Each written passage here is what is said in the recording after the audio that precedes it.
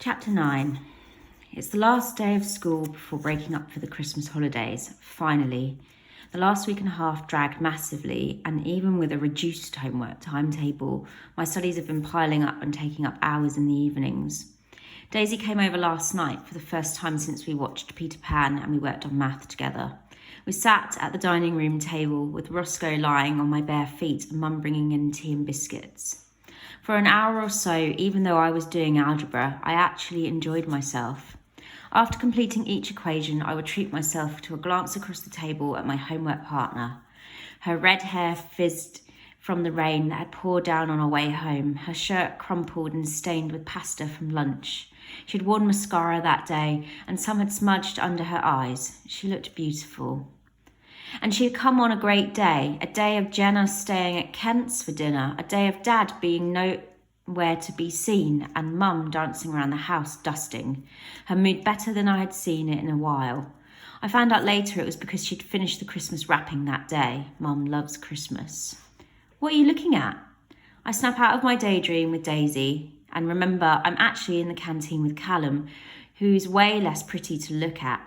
Sorry. It's cool. Callum slurps up the remainder of his apple juice and chucks the carton into the bin behind him. One of Callum's many skills, the ability to land things exactly where he wants them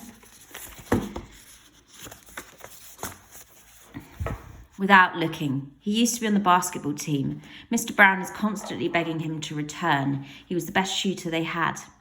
Where's Daisy? I ask nonchalantly. We normally meet at the corner table for lunch every Thursday. We'd walked to school together as usual this morning. Daisy hadn't said anything about going somewhere else for lunch. Sometimes she hangs out with some girls in our year, Kelly and Guy, but she always drops a text to let me know where she is. Not that I worry about her or anything. Probably got a detention, Callum answers, scrolling through his messages. Heard she had a meltdown in French earlier. What? Why? That's weird. Daisy doesn't have meltdowns. She's not stroppy. She's barely unhappy at all. Dunno, Steve said Juice walked past the door and said something or gestured to her and she just went mental. Ah, the giant scab that is Juice Cleave. Gestured? Okay, Juice's fat fingers in any form are not nice to look at, but the middle fingers never made Daisy cry before, so what was different this time? In fact, Juice never phases Daisy, fingers or not. If anything, she phases him. But Juice is scared of Daisy, right? I press, confused. He's never bothered about her. Why would he suddenly? I trail off, realising Callum's not listening. He's watching Guy Davies swan over to a table full of girls, neatly balancing her lunch tray in her hands and walking with a sort of wiggle. Guy Davies seems to have grown very pretty this school year. Before, I never massively took notice of her. Not that I take notice of her now.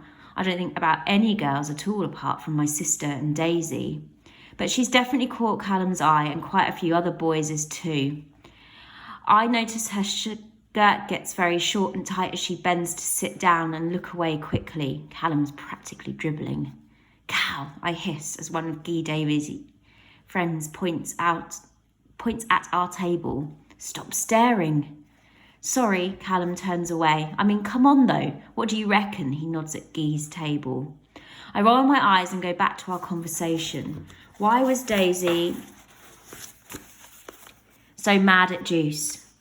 Well, I don't know. I reckon it's because she heard all about what happened with you, Juice and Yusuf the other week, Callum says, opening his yoghurt. You know, the thing you never told us about. I wait to see if he's angry or not, but he just raises his eyebrows. I deliberately didn't tell anyone. I knew for a fact it wasn't a huge deal. Juice bullies people all the time. It's hardly news. I didn't want to bore Callum and Daisy with the details of the ordeal. Plus, even more so, a tiny part of me didn't want Daisy to think I was, well, a wimp. I can stand up for myself. I did stand up for myself and Yusuf in the end.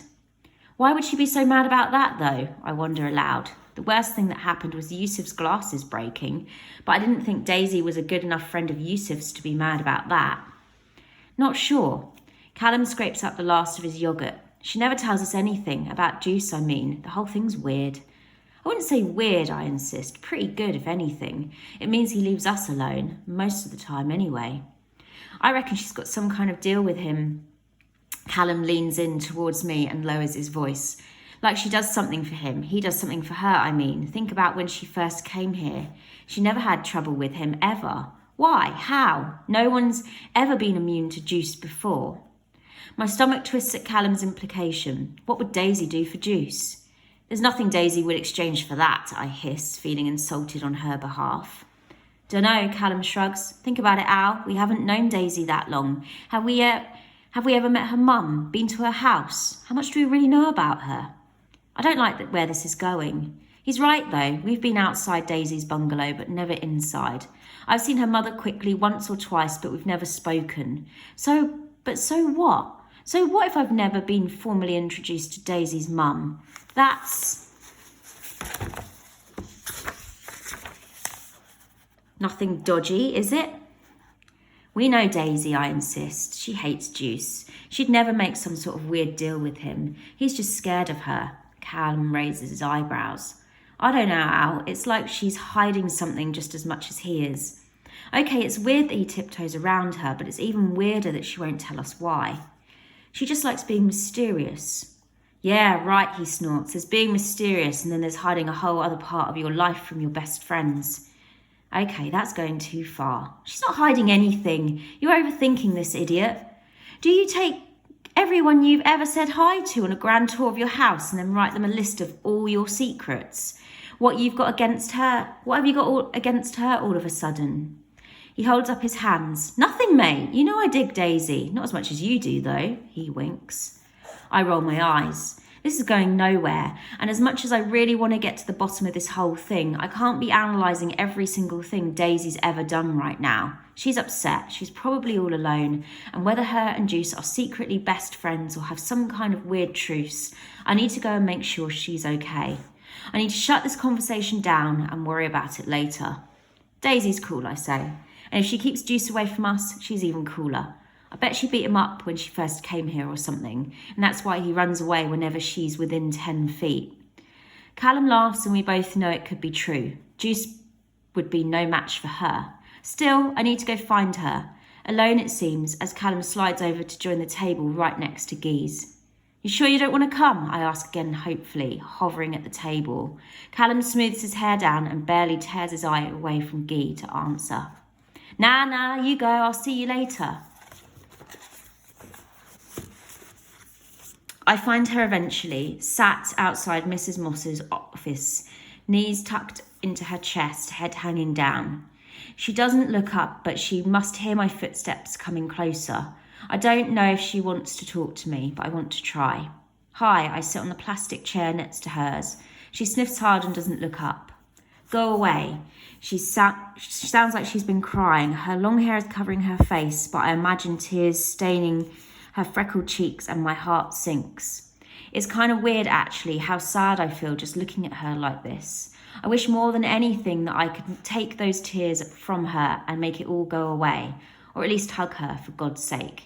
Instead, being my awkward self, I shuffle a bit closer to her and say, whatever Juice did, he's an idiot. The stupidest, ugliest idiot I've ever seen. Don't let him upset you. Daisy doesn't answer. Are you free tomorrow? I change tactics. We could go to the cinema.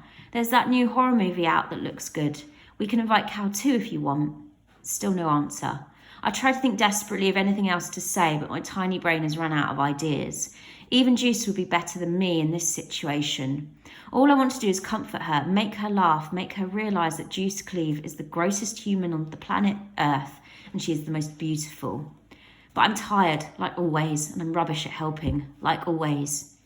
Maybe I could go to the root of the problem and confront Juice. I snort out loud at the thought. What would I even say to him? Hey Juice, I heard you may or may not have upset my best friend, dream girlfriend, Daisy. Come here so I can try and hit you. Ridiculous.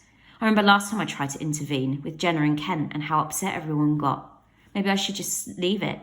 I wish we were back to yesterday evening, homework partners at my dining room table. Well, you know where I am. Text me. I place my hand on the edge of her chair to push myself up. As I do, without moving her head at all, Daisy places her hand gently on mine. Relief and happiness and electricity floods through me all at once. Her hand